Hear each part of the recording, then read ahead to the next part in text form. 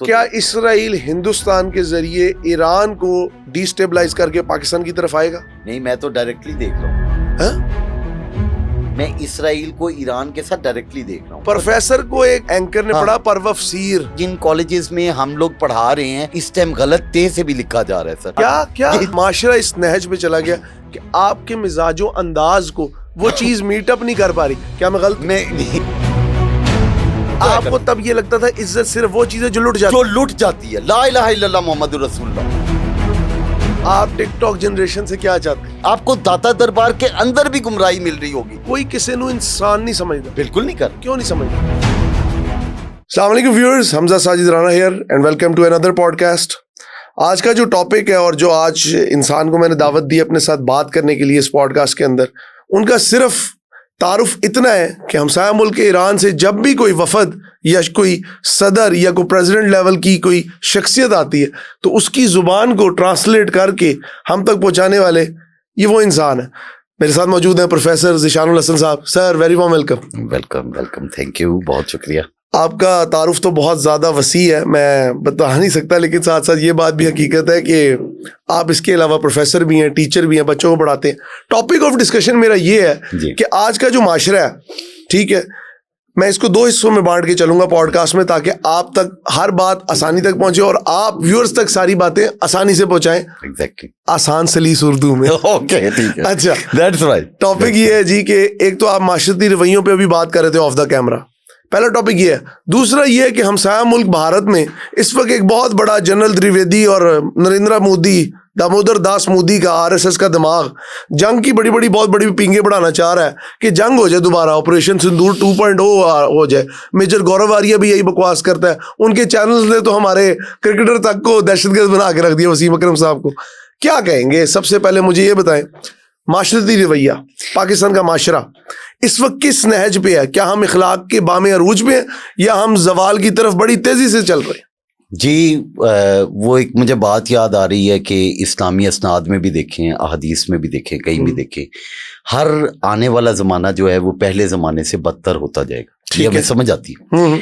और मुझे यूं लगता है कि हम असफलस साफिलीन की तरफ हमारा सफ़र है। एक तरफ तो हम टेक्नोलॉजी की बात करते हैं कि टेक्नोलॉजिकल एडवांसमेंट, तो उसमें ज़रा देखें, टॉपिक को एडवांस करें अगर हम, तो देखेंगे कि पिरामिड से ज़्यादा एडवांस है क्या हम?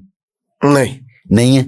तो हमें क्या लगता है कि हम इस बात पर बड़ा नाज कर रहे हैं कि आज हम टेक्नोलॉजिकल एडवांसमेंट पे हैं। हो सकता है हमसे पहले के इंसान इससे पहले कितनी एडवांसमेंट देख चुके हों। और फैक्ट ऑफ द मैटर ये है कि एक तरफ टेक्नोलॉजिकल जो एडवांसमेंट है वो एक बहुत कलील सी इंसानों की तादाद है जो R&D पे काम कर रही है, जबकि उसके मुकाबले में जब हम देखते हैं इंसानों के उमूमी रवैये जिसकी तरफ आप जिक्र कर रहे हैं या मुआशरों के रवैये, तो उसमें तो मैं एक बहुत बड़ा इनतात, एक बहुत बड़ा जवाल देख रहा हूँ। और वो आप भी रोजाना देखते हैं, मुझसे ज्यादा आप देखते हैं, चूंकि रोड शोज आप कर रहे होते हैं, आप इंटरेक्शन है आपका। प्रोफेसर साहब, मुझे ये बताएं, आप रोजाना बच्चे पढ़ाते हैं, कॉलेज में जाते हैं, नई नस्ल का रवैया देखते हैं। देख रहा हूँ। अभी आप ऑफ द कैमरा कह रहे थे कि कोई किसी नु इंसान नहीं समझता। बिल्कुल नहीं कर। क्यों नहीं समझता? मैं हजरत अली अलैहिस्सलाम का फरमाने आलिशान पढ़ रहा था कि आप फरमाते हैं कि जाहिल का गुरूर ज्यादा होता है। अच्छा, जितना आप में जहल, डार्कनेस ज्यादा है ना जी, फिर आपके पास क्या बचेगी? एरोगेंस, नेगेटिव एरोगेंस, वो बड़ी खतरनाक है। और इस टाइम मैं ज्यादातर डील कर रहा हूँ, मैं कुछ नस्लों का नाम नहीं लूंगा वगरना मैं ऑफ द कैमरा आपसे जिक्र भी कर सकता हूँ, कोई ऐसी बात नहीं, लेकिन मैं एक खास बेल्ट को लाहौर की ना एड्रेस कर रहा हूँ। ठीक है, वो मेरे जानते हैं कि मेरा सुबह क्या रवैया होता है या क्या उनके बारे में मेरा एक टेक है। और मेरा टेक ये है कि अल-अमान अल-हफीज, मसलन टेक इट लाइक दिस।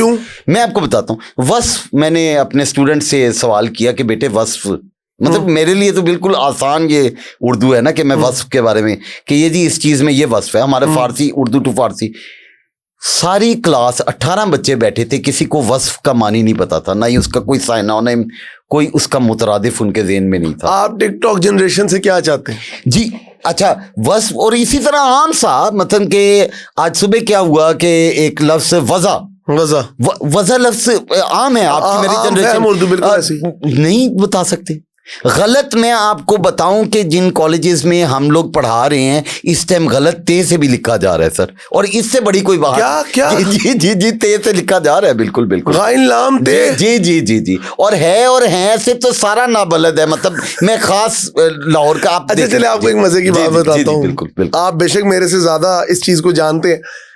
आपने कभी हमारी टीवी की जो ये डिफरेंट न्यूज चैनल पे न्यूज आ रही होती है वो पढ़ी है, वो क्या लिख रहे होते हैं? जी वो उनमें भी बड़ा बेड़ा गर्क हो चुका हुआ है, ये बात दुरुस्त है, बिल्कुल सही। लेकिन मैं एक बुनियादी तौर पर प्रोफेसर को एक लड़की ने एंकर ने पढ़ा परवफसीर, ये बिल्कुल ऐन मुमकिन है जी, जिधर इसकी वजह क्या? इसकी वजह as a Ustad, as a मुबल्लिग, as a मुसल्लिह, आप क्या समझते हैं? मैं जाती तौर पर ये समझता हूँ कि देखें, पहली तरबियत तो माँ की गोद है, टू बी ऑनेस्टली स्पीकिंग, और माँ की गोद इस वक्त एस्ट्रोलॉजी के साए में है खुली बात। देखें एक बात देखें, नब्जों पे वो है एस्ट्रोलॉजी के साए में, और वो वहां से एक अक्स कर रही है, पूरा इकरा उनका हीरोइन है, वो उस पे बैठी हुई है, वहां पे बेटा उससे पूछ रहा है, उसे गलत का ना पता चल रहा है ना सही का पता चल रहा है। सबसे बेहतरीन हालत में बच्चा पैदा होता है हमारे पास किसी भी माशरे में, इनोसेंट भी होता है, क्यूरियस भी होता है, उसकी इनोसेंस भी हम मारते हैं, उसकी क्यूरियोसिटी भी हम मारते हैं। वो कहते हैं ना बच्चा तो रब का रूप होता है। एग्जैक्टली यही।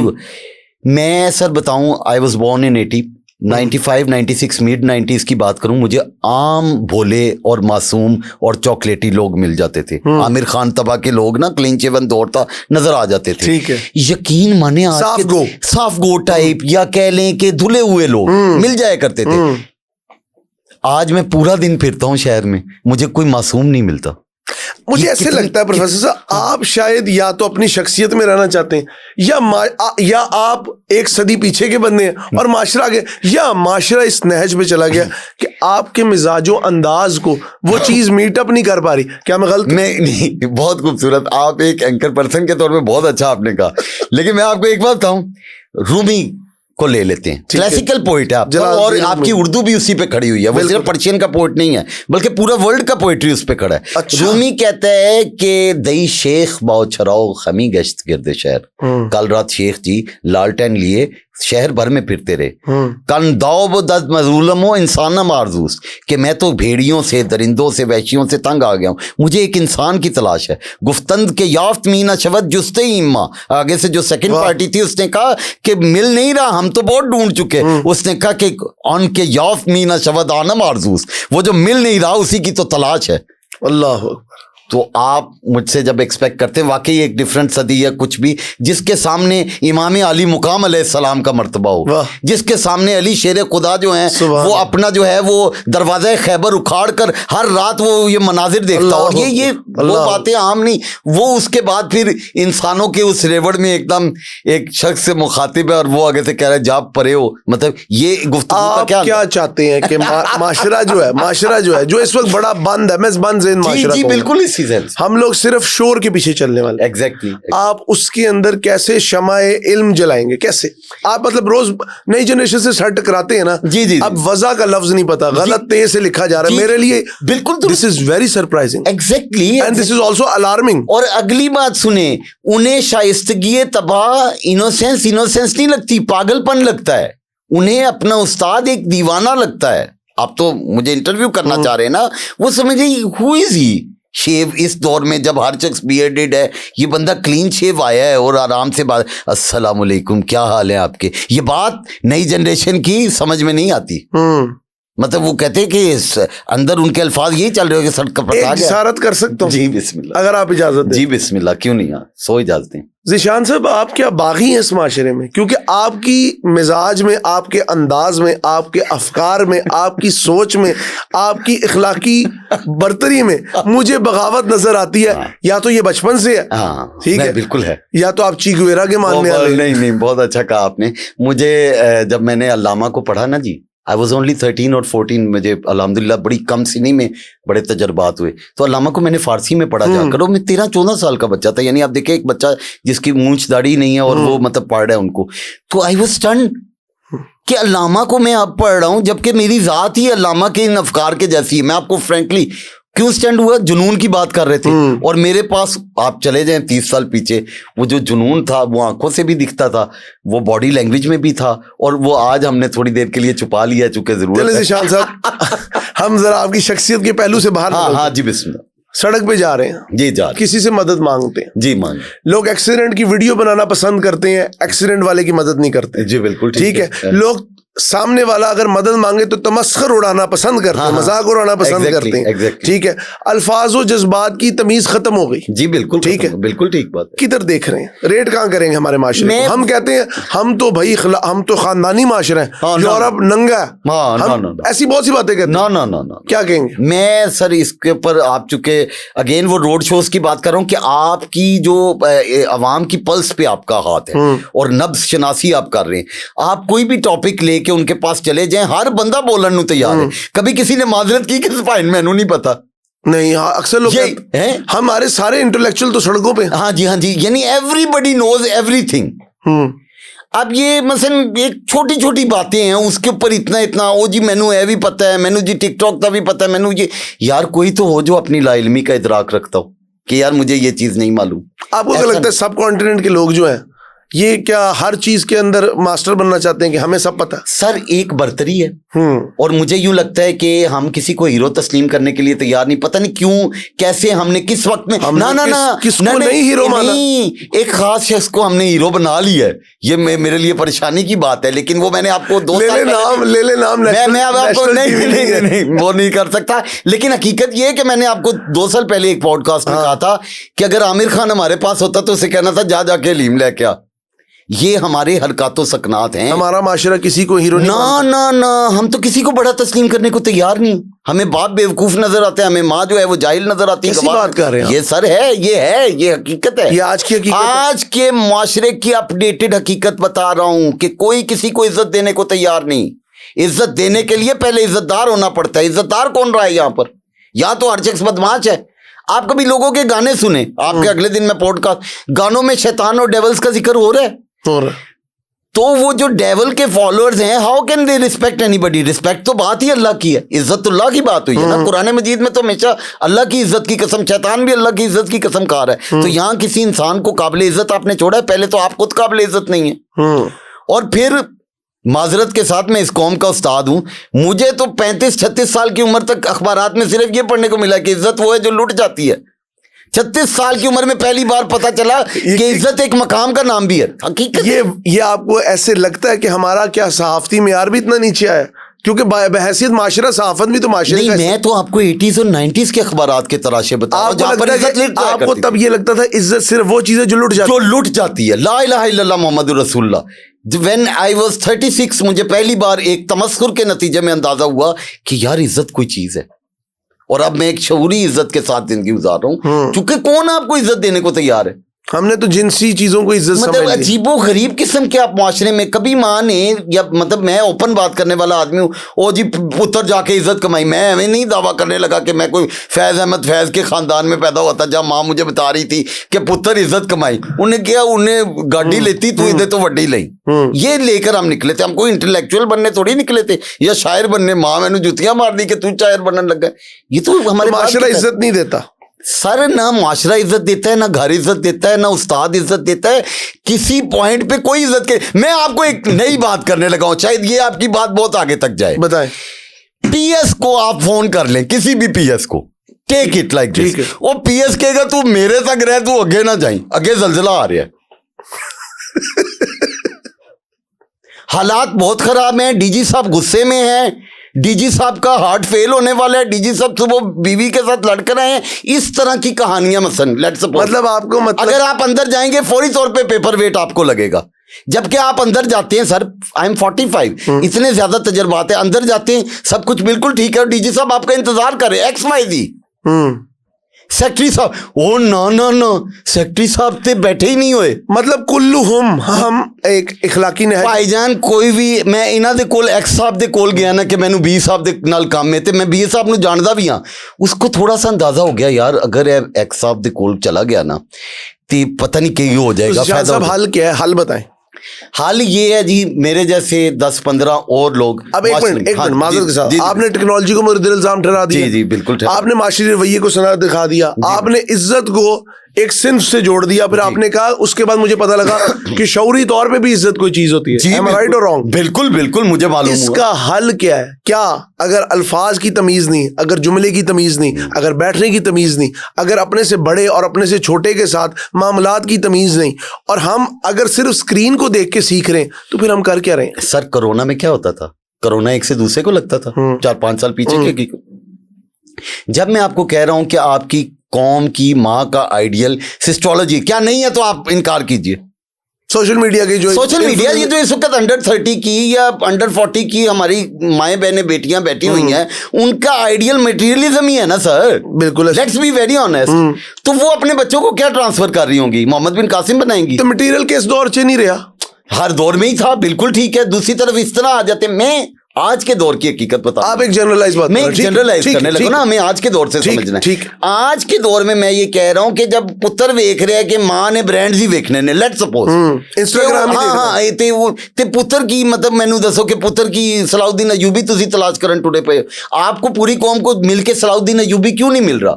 लेट्स सपोज मैं उस वर्जन में चला जाऊं, तो तहज्जुद गुजार मुझे माएँ निकाल के दिखा दें जो कहीं डिफेंस वाई ब्लॉक के अंदर तहज्जुद वाक़तन तहज्जुद पढ़ते हैं। मैं तो इस कौम की ये नंगी हकीकत अगर लेकर आऊं, तो वो जो दरवेश बनकर दरवेशी के नाटक कर रहे हैं, वो भी बेसिकली करोड़ों कमाने के चक्करों में।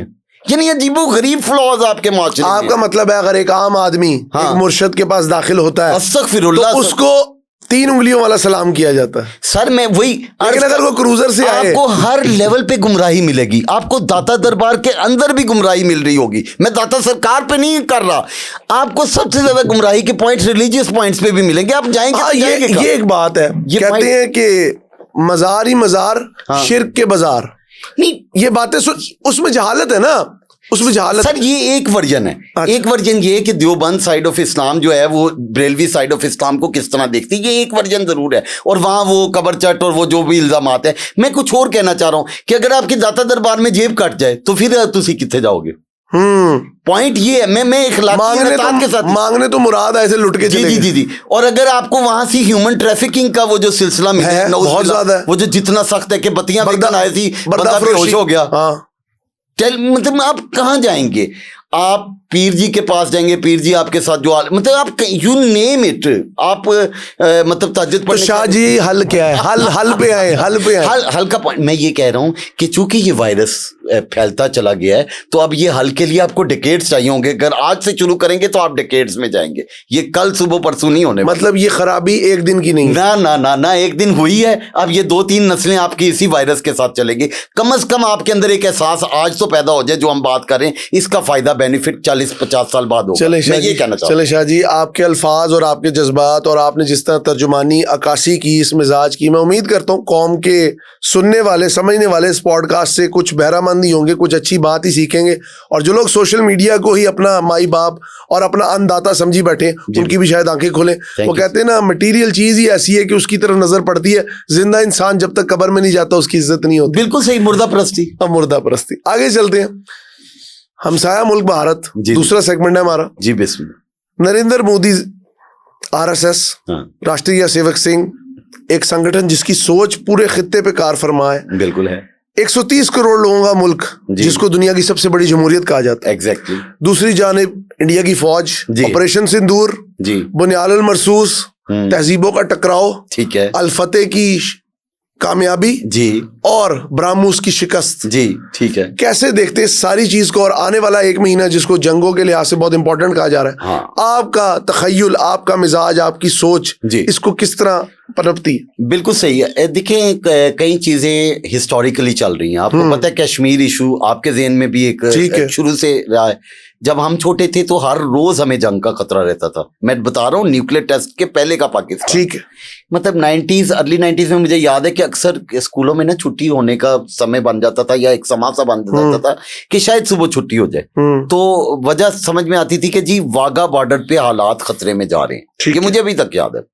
तो न्यूक्लियर टेस्ट ने हमें बहुत हद तक सेव किया दैट टाइम, ठीक है। But fact of the matter ये है कि कई चीजें बैकड्रॉप में, जो कश्मीर को जिस तरह एनेक्स कर दिया गया 2019 का वाकया, जी ठीक है, जिस तरह बलूचिस्तान में अब जो कुछ चल रहा है, वो जिस तरह से भारत की इंसर्जेंसी हो रही है, जी भारत की खुली मदाखलत है, इसराइल की खुली मदाखलत है, आलमी कुव्वतों की खुली मदाखलत है बलूचिस्तान लेवल पे, ये सब कुछ किस तरफ है? ये कहीं एंड पॉइंट, कोई बॉइलिंग पॉइंट तो होगा, कोई मेल्टिंग पॉइंट तो होगा।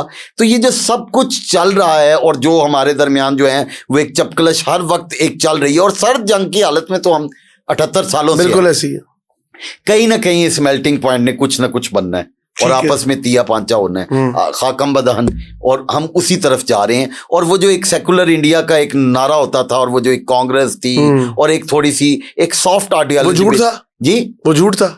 नहीं झूठ तो नहीं कह सकते, थोड़ा सा उन्होंने बेचा, थोड़ी देर बेचा, थोड़ा कोएग्जिस्ट किया, मुस्लिम्स को लेकर भी चलते रहे दुनिया के सामने रखने के लिए, प्रेसिडेंट तक मुस्लिम रहे। हाँ उन्होंने इस तरह शोकेस तो किया, वो पावर नहीं थी उसके पास, वो ठीक है, लेकिन एक शोकेस करते रहे, वो सेकुलर इंडिया के नारे को बेचते रहे, जिसमें से शाहरुख खान जैसी products, to be honest speaking, Aamir Khan, Salman Khan, इस तरह की प्रोडक्ट्स भी निकलती रही। कुछ मुस्लिम राइटर्स भी रहे बॉलीवुड की इंडस्ट्री में, मुस्लिम्स का हैंड रहा, पोएट्री में मुसलमानों का एक हाथ रहा, मतलब मिनिएचर को, मुगल्स को ऑन भी करते रहे। थोड़ा सा आपको याद होगा टीपू सुल्तान के ड्रामे भी बनते रहे, ऑन एयर बाबरी मस्जिद शहीद हो गई, सर वो ठीक है। अच्छा एक और बात, चलो मैं एक मिनट आपकी इसी बात पे आता हूँ। आप कह रहे हैं कि जी इतना कुछ होता रहा, बाबरी मस्जिद को शहीद कर दिया, किया। इस वक्त परेश रावल साहब की कंट्रोवर्सी चल रही है, वो कह रहे हैं जी ताजमहल के नीचे तेजो महल है और वो एक मंदिर था और उसको आपने उसमें बदल दिया। तो हिंदुओं की तो मेरे ख्याल में जो दकियानुसी सोच है sir, to be honestly speaking, वो एक रिएक्शन तो आएगा ना, वो 1000 ईयर मार खाते रहे हैं, वो उनके जेहन में है और ये नहीं, ये उनके जेहन में, और इसका बैकलैश एक आ रहा है आपके पास। आपको क्या लगता है कि आज भी वो अपनी 1000 साल गुलामी का बदला ले रहे हैं? एग्जैक्टली 1000 साल गुलामी का बदला, ऐसे कि राइजिंग इंडिया तक तो वो अभी अपने तई पहुंचे हैं ना। अब जब वो राइजिंग इंडिया पे पहुंचे तो उन्हें साथ की एक रियासत नजर आ रही है जिसका वो मतलब तिया पांचा करना उनका एक ख्वाब है। ये मैं उनके वर्जन को देख रहा हूँ, जबकि हकीकत ये कि उन्हें मार बहुत बुरी पड़ेगी, जिसे हम कहते हैं पैड़ी पेगी, तो वो भैड़ी उनके साथ होने वाली है। अभी कह रहे हैं जी इंडिया की तरफ से जनरल द्विवेदी के बयान आ रहे हैं, आर्मी चीफ के, पाकिस्तान का वजूद खतरे में पड़ जाएगा, कराची में अटैक हो जाएगा, सर क्रीक के मसाइल है, जोग्राफियाई तौर पे हम बड़ी परेशानी वाली हालत में, टू बी वेरी ऑनेस्ट। लेकिन मैं एक यहाँ पर उम्मीद की किरण भी देनी चाहिए कि पाकिस्तान डिप्लोमेटिक महाजों पर बहुत अच्छा प्ले कर गया है, किसी भी तरह से। वो डिप्लोमेटिकली अपना जो है ना, वो चूरन आजकल वर्ड यूज होता है हम लोग के लिए, वैसे गैर पार्लिमानी, लेकिन बहरहाल पाकिस्तान अपना जो एक अप्रोच है वो बेच के है। लेट्स सपोज इन द, अभी कुछ वीडियोस भी आ रही हैं कि बॉर्डर की तरफ जा रहे हैं, टैंक्स, आर्टिलरी, हाई एक्सप्लोसिव वाले आर्मामेंट जा रहे हैं। अगर let's suppose in the mid of winter या फिर अगले साल के बिल्कुल शुरू में जब सर्दी अपने औज पे होगी, ठीक है, क्या महाज गर्म होंगे? सर एक जंग तो होनी है और शदीद वाली जंग होनी है, एंड ऑफ टाइम्स की बातें भी होती हैं और वो हकीकत है, इससे जुड़ी हुई होंगी end of times. End of times के बारे में अभी कहना तो किसी हद तक मतलब कि इट्स टू अर्ली टू से, राइट, बट लेकिन फैक्ट ये है कि मिडिल ईस्ट में जो स्टार्ट हो चुका हुआ है, गजा में जिस लेवल की तबाही हो गई है, ईरान जिस नहज पे पहुंचा दिया गया है, मुस्लिम उम्मा जिस तरीके से एक डिसआर्मामेंट से गुजर रही है, जो एक कमजोरी से गुजर रही है, उसका कोई एंड कोई तो क्या इसराइल हिंदुस्तान के जरिए ईरान को डिस्टेबलाइज करके पाकिस्तान की तरफ आएगा? नहीं, मैं तो डायरेक्टली देख रहा हूँ। हाँ? मैं डायरेक्टली देख रहा हूँ, मैं इसराइल को ईरान के साथ डायरेक्टली देख रहा हूँ। कैसे? अब हाँ, हालांकि एलैबोरेट करें। हाँ, मैं ऐसे बताता हूँ, 32 इयर्स की मेरी, आपको पता है, ईरान के साथ एक रिलेशन है। बिल्कुल। अब वो पहलवी रिजीम वहां पर जाके अपनी लॉबिंग कर रही है, वो जो रजा शाह पहलवी वो तो हाँ, वो अपनी रेनिंग वॉल पे खड़ा होकर दुआ भी मांग रहा है। एग्जैक्टली ज्यू, ये नहीं ज्यू नहीं है, मुसलमान है, शियत मुसलमान है, वो कोई ऐसी बात नहीं है, ही इज अ शिया मुस्लिम। लेकिन वो अपनी उसने एक बदला लेना, एक वेंडेटा उसके भी दिल में है। एक 45-46 साल पहले उसके बाद की सल्तनत को जिन्होंने गिराया था, जिन्होंने चैलेंज किया था, वो तो हॉस्टाइल है ना उनके अगेंस्ट, और वो उसके अगेंस्ट काम करने के लिए उसकी जिंदगी की अब आखिरी ख्वाहिश यही रह गई है। 65 मेरे ख्याल से 65 प्लस इस वक्त एज जा रही है, तो उसकी एक ही ख्वाहिश है, वो कहता है कि मैंने अपने मरने से पहले इस रिजीम का डाउनफॉल देखना है, चाहे वो इसराइल के जरिए क्यों ना हो। और अच्छा, इस लेवल तक गिर गया। एग्जैक्टली, जारी बात है वो। और देखे ना, पपेट सूट भी करते हैं। पपेट्स तो मिडिल ईस्ट को काफी सूट करते हैं। नहीं, व्हाइट हाउस को भी सूट करते ऐसे हैं ही, सर, वो हर जगह अपने पपेट्स चाहते हैं। उन्हें आप पावरफुल नहीं चाहिए, स्ट्रांग नहीं चाहिए, उन्हें इंडिया पावरफुल नहीं चाहिए। अगर आप मौजूदा तौर पे देखें, हाँ, वो ये इंडिया- ट्रम्प साहब की जितनी मोहब्बतें हैं हमारे लिए, उन्हें एक पावरफुल इंडिया नहीं चाहिए, उन्हें एक ऐसा मोदी नहीं तो चाहिए। क्या रे एक पावरफुल पाकिस्तान चाहिए? Not at all. अगर तारीख खामोश है। नहीं चाहिए। इस वक्त फिलहाल हम चल रहे हैं, ठीक है, हमारा जिधर तक कोई चले, बेनिफिट होगा? अल्लाह करे हमें बेनिफिट ऑफ डाउट कह सकते हैं उसे? मैं तो अच्छा, पर्सनल सिस्टम के बेनिफिशियरी। अच्छा चले आगे चलते हैं। हिंदुस्तान ने इस वक्त, आपको पता है, सरकरीक के ऊपर इशू उठाना शुरू कर दिया। उन्होंने कहा पाकिस्तान वहां पे मिलिट्री कॉम्प्लेक्स बना रहा है, चाइना के साथ मिलकर एंगेजमेंट्स कर रहा है। जी बिल्कुल ठीक। इलाका rich of minerals and resources and also fisheries.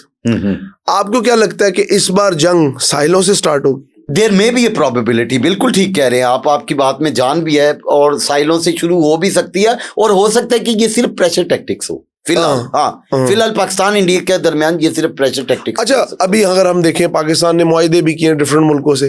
क्या पाकिस्तान को अगर ये जंग होती है तो मुस्लिम उम्मा से या अपने हमसाया मुल्कों से वो हेल्प मिलेगी जिसकी उम्मीद है हमें, नॉट एट ऑल, या सिर्फ जुबानी बयान आएंगे? नॉट एट ऑल, बिल्कुल भी नहीं देखता। बल्कि आज सुबह ही मैं एक अफसोस दिली तौर पर, वो आप तो चूंकि भाई हैं, बहुत प्यारे हैं, कह भी सकता हूँ आपके कि उम्मा क्या करे या मुस्लिम ममालिक क्या करें? हमारे पास कौन सी ऐसी एडवांस टेक्नोलॉजी है, या हम वेस्ट से या अमेरिका से पावरफुल हैं कि जिसकी बुनियाद पर हम तन सकें, या किस बात पर हम तनेंगे? हिंदुस्तान के लोगों के लिए कोई मैसेज, हिंदुस्तान की पब्लिक के लिए कोई मैसेज लास्ट में? हिंदुस्तान के लिए यही है कि आप लोग जिस एक्सट्रीमिज्म का शिकार हैं, ये आपको सूट नहीं करता। आपको वही सूट करता था यूनाइटेड इंडिया की बात, आपको वही सूट करता था सेकुलर इंडिया की बात, ठीक है, आपको वही सूट करता था कि आप एक अपना एक सॉफ्ट इमेज रखते हैं। वो सॉफ्ट इमेज को आप भूल रहे हैं और आप पाकिस्तान से टकराने की कोशिश कर रहे हैं। पाकिस्तान तो पहले ही तैयार है, आपके लिए ही हमने तैयारी की है 78 क्या बात। Thank you so much professor साहब, इट इज़ एन ऑनर कि आप हमारे पास आए। आपके साथ हमने अपने ख्यालात और जो मिजाज का इजहार किया, और आपने बड़ी अच्छी रहनुमाई की। आपकी बातें हमारे लिए बहुत सहर हासिल है, और उम्मीद करते हैं कि आने वाले दिनों में भी आपके साथ और सेशंस करेंगे। व्यूअर्स, ये आज का पॉडकास्ट था। इसके अंदर जो सबसे अच्छी इंपॉर्टेंट चीज़ थी, माशरे की इस्लाह की गई। प्रोफेसर ज़ीशान ने कुछ ऐसे तल्ख हक़ाइक़ हमारे सामने रखे कि ज़ुबानो बयान से लेके अंदाज़ो मिजाज, दोनों चीज़ें एक इस लेवल के जवाल पे आ चुकी हैं कि शायद अगर हमने आज अपनी तनसीख न की तो हमारा बचना मुमकिन नहीं है। और साथ साथ उन्होंने हिंदुस्तान के बारे में बताया कि गंगा जमनी तहजीब जब तक बांसुरी और शतरंज के दरमियान रहेगी तो शायद बचत हो जाए, वरना अगर आप त्रिशूल उठाएंगे तो हिलाल के झंडे तो इमाम हुसैन के दौर से चलते आ रहे। उम्मीद है आज का पॉडकास्ट पसंद आया होगा। अपने होस्ट हमजा साजिद राना को आज के पॉडकास्ट से इजाज़त दीजिए। अल्लाह हाफिज़ नासिर।